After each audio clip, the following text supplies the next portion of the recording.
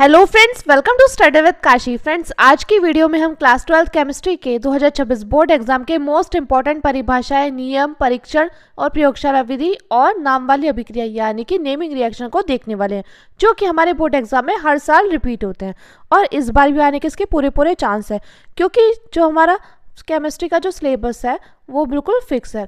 और जब हमारा सिलेबस बिल्कुल फिक्स है तो फिर ये क्वेश्चंस जो होते हैं वो बार बार रिपीट होते हैं, चाहे 2025 की बात करें चाहे 2024 की बात करें। क्योंकि देखिए हर साल क्या होता है, हर साल 7 पेपर सेट बनते हैं जो कि हर जिले के अलग अलग होते हैं। और देखिए उन 7 पेपर सेट में से ये महत्वपूर्ण परिभाषाएं, नियम, परीक्षण, प्रयोगशाला विधि, नाम वाली अभिक्रिया ये हमेशा रिपीट होती रहती हैं। तो हमें क्या करना है, हमें सबसे पहले महत्वपूर्ण परिभाषाएं, नियम, परीक्षण, प्रयोगशाला विधि और नाम वाली अभिक्रिया को तैयार कर लेना है, जो कि हमारे बोर्ड एग्जाम में हर साल रिपीट होते हैं। अगर फ्रेंड्स आपने ये कर लिया ना तो आपके 70 में से 70 नंबर पक्के हैं, क्योंकि ये जो क्वेश्चन है वो रिपीट क्वेश्चन है। और मैं फिर से बता रही हूँ कि जो हमारा केमिस्ट्री का जो सिलेबस है वो बिल्कुल फिक्स है। देखिए जैसे मोलरता की परिभाषा ये कभी चेंज नहीं होगी, मोलरता हो गई, मोलरता होगी, मोल प्रभाज, ये हमेशा फिक्स ही आते हैं। तो देखते हैं, सबसे पहले हम देखेंगे महत्वपूर्ण परिभाषाएं। तो यहाँ पर देखते हैं महत्वपूर्ण परिभाषाएं कौन कौन सी है। तो देखिए महत्वपूर्ण परिभाषाएं, देखिए मोस्ट इंपॉर्टेंट है ये सभी महत्वपूर्ण परिभाषाएं, आप इन पर स्टार लगा लीजिएगा। ये जो महत्वपूर्ण परिभाषा है कभी कभी 2 मार्क्स की, कभी कभी 3 मार्क्स की या कभी कभी 4 मार्क्स की डायरेक्टली पूछी जाती है। तो देखिए महत्वपूर्ण परिभाषाओं में फर्स्ट है हमारी मोलरता, जिसको इंग्लिश में हम क्या बोलते हैं, मोलैरिटी भी बोलते हैं। अब देखिए मोलरता से एक तो परिभाषा इंपॉर्टेंट है, परिभाषा मोस्ट इंपॉर्टेंट है। दूसरा इंपॉर्टेंट है न्यूमेरिकल भी मोलरता से पूछे जाते हैं। 3 से 4 मार्क्स के तो न्यूमेरिकल ही पूछे जाते हैं मोलरता से।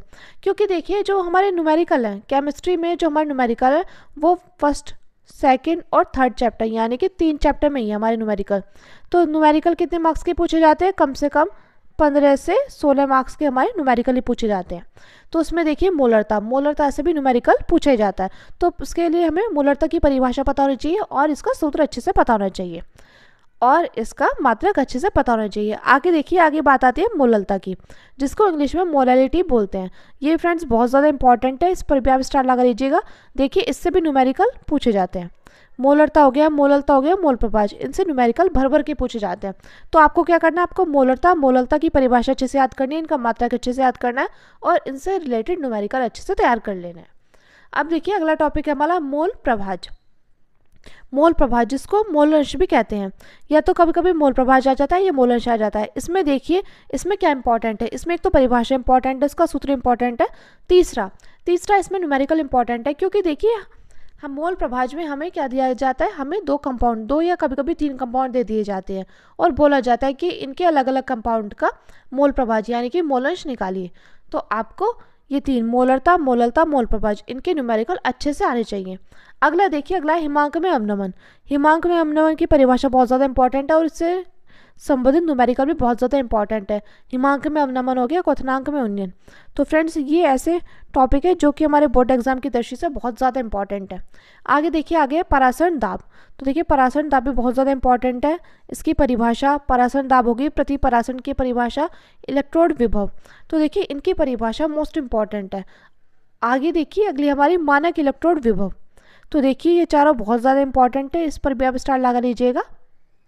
और फ्रेंड्स यकीन मानिए अगर आपने ये तैयार कर लिया ना तो आपके 70 में से 70 नंबर पक्के हैं, क्योंकि घुमा फिराकर एग्जामिनर यही चीज़ें रिपीट करके देता है। आगे देखिए, आगे विद्युत रासायनिक श्रेणी। तो विद्युत रासायनिक श्रेणी की परिभाषा हो गई। अगला देखिए, अगला ईंधन सेल पूछ लेगा, या अभिक्रिया का वेग या दर पूछ लेगा, अभिक्रिया के वेग को प्रभावित करने वाले कारक बताइए। तो देखिए मोस्ट इंपॉर्टेंट है, इस पर भी आप स्टार लगा लीजिएगा। आगे देखिए इंपॉर्टेंट है अभिक्रिया की कोटि। देखिए अभिक्रिया की आणविकता और अभिक्रिया की कोटि बहुत ज़्यादा इंपॉर्टेंट है, डायरेक्टली आपसे परिभाषा पूछी जाती है। और तीसरा इंपॉर्टेंट है अभिक्रिया का वेग या अभिक्रिया के वेग को प्रभावित करने वाले कारक। तो आपको पता होना चाहिए अभिक्रिया की कोटि क्या है और अभिक्रिया की आणविकता। देखिए फ्रेंड्स इसमें आपसे क्या पूछ लेता है, इसमें आपसे अंतर पूछ लेता है, अभिक्रिया की कोटि और आणविकता में अंतर बताइए। तो आपको पता होना चाहिए, सबसे पहले आपको इनकी परिभाषा पता होनी चाहिए और दूसरा आपको इन दोनों के अंतर अच्छे से पता होने चाहिए। आगे देखिए अगला टॉपिक है हमारा संक्रियण ऊर्जा। मोस्ट इंपॉर्टेंट है संक्रियण ऊर्जा। आगे देखिए संक्रमण तत्व। तो देखिए कोई भी ऐसा बोर्ड एग्जाम हो गई नहीं केमिस्ट्री का जिसमें संक्रमण तत्व यानी कि डी ब्लॉक से क्वेश्चन आए हो। तो देखिए मोस्ट इम्पॉर्टेंट है डी ब्लॉक, जिसको हम संक्रमण तत्व भी बोलते हैं, क्योंकि देखिए घुमा फिराकर संक्रमण तत्व से क्वेश्चन पूछा ही जाता है। आगे देखिए, और एक बात और, कुछ लोगों का कंफ्यूजन रहती है कि डी ब्लॉक के तत्व किसे कहते हैं और संक्रमण तत्व किसे कहते हैं। तो देखिए संक्रमण तत्व या डी ब्लॉक के तत्व ये दोनों एक ही हैं, तो आपको इनमें कंफ्यूज नहीं होना है। आगे देखिए, अगला है अंतर संक्रमण तत्व। तो देखिए अंतर संक्रमण तत्व बहुत ज़्यादा इंपॉर्टेंट है, इसको हम एफ ब्लॉक के तत्व कहते हैं। तो आपको इसमें कंफ्यूज नहीं होना है, संक्रमण तत्व को तो डी ब्लॉक के तत्व और अंतर संक्रमण तत्व को हम एफ ब्लॉक के तत्व कहते हैं। आगे देखिए, आगे बात आती है लैंथेनाइड आंकोचन की, ये मोस्ट इंपॉर्टेंट टॉपिक है। आगे देखिए, अगला टॉपिक है हमारा मोस्ट इंपॉर्टेंट लिगेंड। तो लिगेंड किसे कहते हैं आपको पता होना चाहिए। अगर देखिए पूछेगा लिगेंड के प्रकार भी बताइए, तो कितने नंबर के क्वेश्चन में पूछा जाएगा, 3 या 4 नंबर के क्वेश्चन में पूछा जाएगा लिगेंड के प्रकार बताइए। तो आपको लिगेंड के बारे में पूरी डिटेल पता होनी चाहिए। आगे देखिए, आगे उप सहसंयोजक संख्या, ये उप सहसंयोजक संख्या, ये फ्रेंड्स मोस्ट इंपॉर्टेंट है।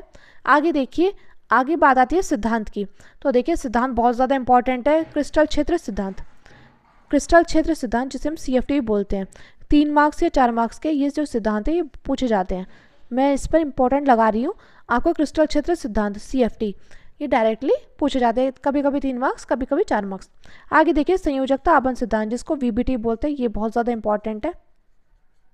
और देखिए अगला है हमारा वर्नर सिद्धांत, ये मोस्ट इंपॉर्टेंट है, यानी कि आप मान लीजिए इनमें से 2 से 1 या 2 तो पूछे जाएंगे, क्रिस्टल क्षेत्र सिद्धांत CFT और संयोजकता आबंध सिद्धांत VBT और वर्नर सिद्धांत। तो आपको क्या करना है, आपको इनको अच्छे से तैयार कर लेना है।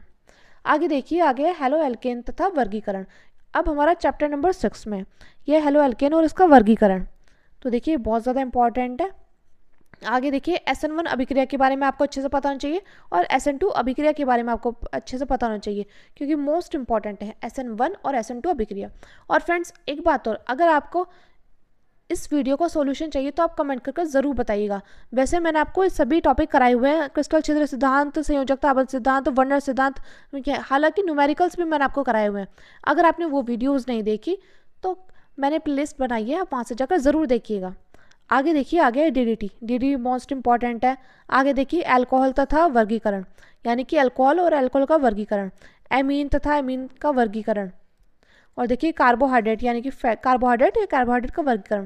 तो देखिए अल्कोहल का वर्गीकरण, एमीन का वर्गीकरण और कार्बोहाइड्रेट का वर्गीकरण।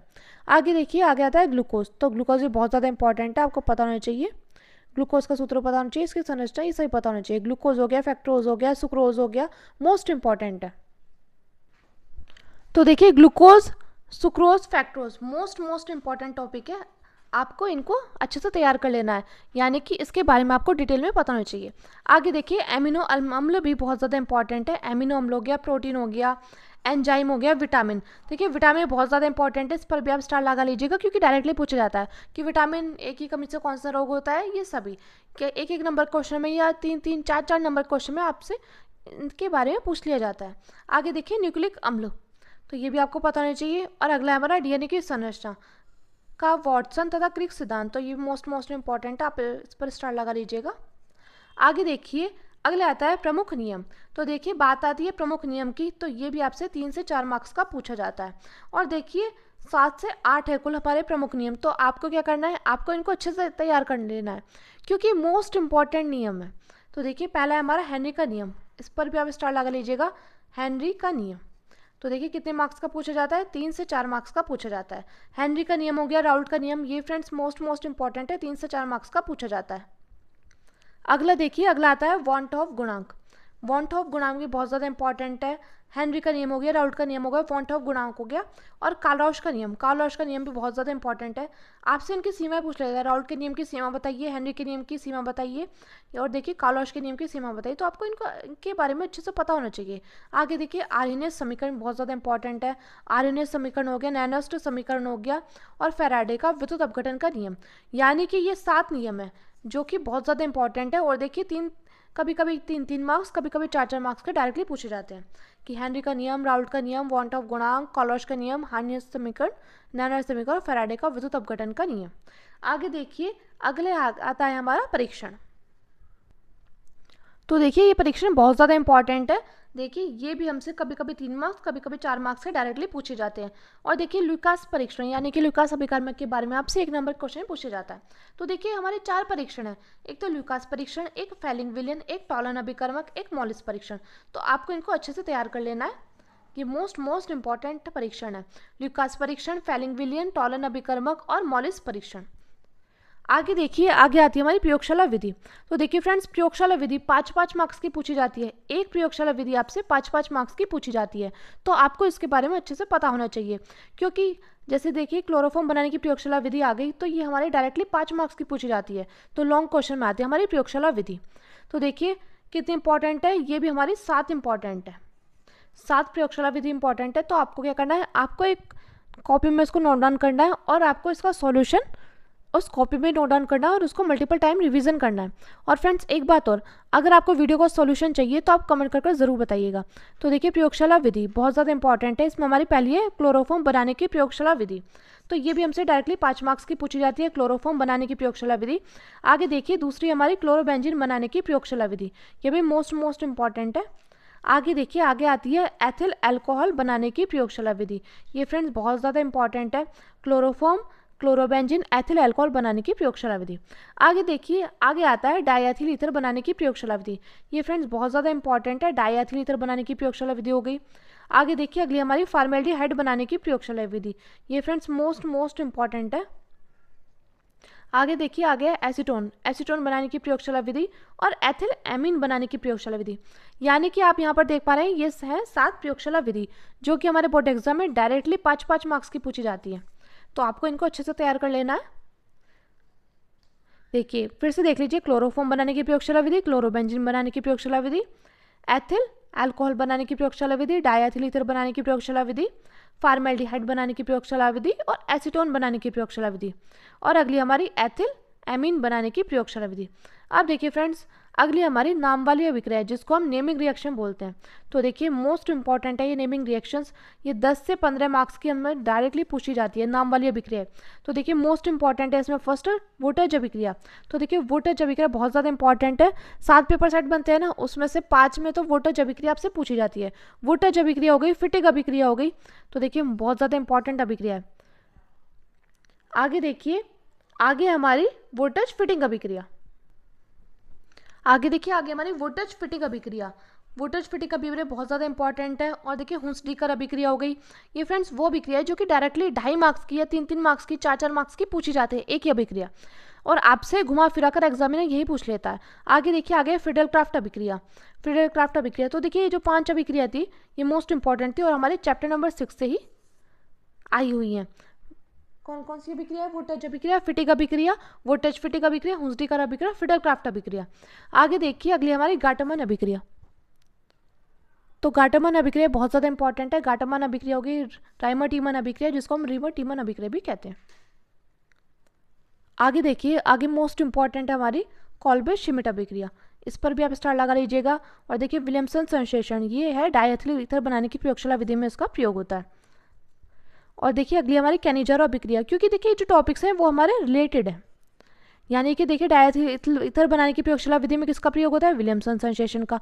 तो देखिए घुमा फिरा कर एग्जामिनर यही क्वेश्चंस पूछ लेता है। तो देखिए अगर आपने डायएथिल ईथर तैयार कर लिया ना, तो आपकी विलियमसन संश्लेषण अभिक्रिया अच्छे से तैयार हो जाएगी। अगली देखिए कैनिजारो अभिक्रिया बहुत ज़्यादा इंपॉर्टेंट है। क्लीमेंस अपचयन अभिक्रिया, इटार्ड अभिक्रिया और कार्बिलैमिन अभिक्रिया और हाफमैन ब्रोमाइड अभिक्रिया। तो देखिए फ्रेंड्स, ये 14 अभिक्रिया बहुत ज़्यादा इंपॉर्टेंट है। आपको इनको अच्छे से तैयार कर लेना और इनको लिख लिख कर याद करना है, क्योंकि लिख लिख कर ये ही याद होंगी और लिख लिख कर याद करने से हमें लंबे समय तक याद भी रहता है।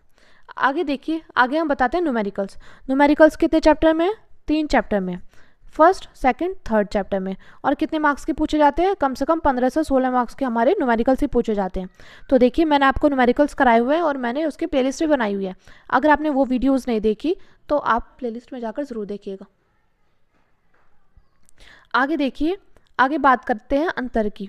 तो देखिए अंतर भी बहुत ज़्यादा इंपॉर्टेंट है। और देखिए ये 2 अंतर अगर आपने तैयार कर लिए तो आपको देखने को ज़रूर मिलेंगे। एक तो है डीएनए और आरएनए में अंतर और एक है कोटि और आणविकता में अंतर। तो फ्रेंड्स ये थे हमारे मोस्ट इंपॉर्टेंट टॉपिक, महत्वपूर्ण परिभाषाएं, महत्वपूर्ण नियम, महत्वपूर्ण परिभाषाएं, महत्वपूर्ण नियम और महत्वपूर्ण परीक्षण, प्रयोगशाला विधि, नाम वाली अभिक्रियाएं। तो फ्रेंड्स अगर आपने ये कर ली ना तो आपके 70 में से 70 नंबर पक्के हैं।